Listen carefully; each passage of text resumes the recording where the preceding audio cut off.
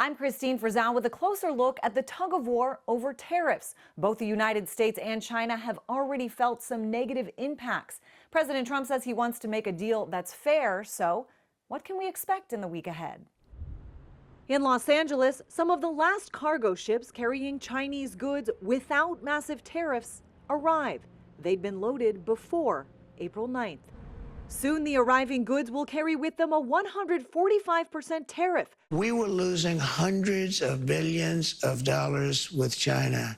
Now we're essentially not doing business with China. Therefore, we're saving hundreds of billions of dollars. Very simple. The president working to remake a system that's meant the vast majority of things we consume in this country are made overseas, often leading to cheap and accessible products, but a dearth of American manufacturing. I don't think a beautiful baby girl that's 11 years old needs to have 30 dolls. I think they can have 3 dolls or 4 dolls. They don't need to have 250 pencils. They can have 5. Chinese leaders have maintained a tough stance against the United States, accusing Trump of being a bully, though experts say the Chinese economy is already contracting. China's in a deflationary spiral. The number that we saw from April for factory activity was disastrous.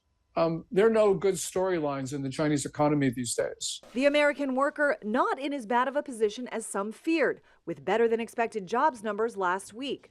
But last week also brought concerning news. The nation's gross domestic product actually shrinking at a 0.3% annual rate during the first 3 months of 2025, a sharp turn away from the 2.4% growth during the final 3 months of 2024. Consumers are not spending as much as they used to, and that's really taking away some of the power away from the economy at the time when tariffs and fears of recessions are starting to increase. Looking at the week ahead, the one big question is whether the slight softening in the relationship between the U.S. and China will continue in that direction. President Trump now says he may consider lowering tariffs on China, and China says the door is open to start negotiations. I'm Christine Frizzell reporting.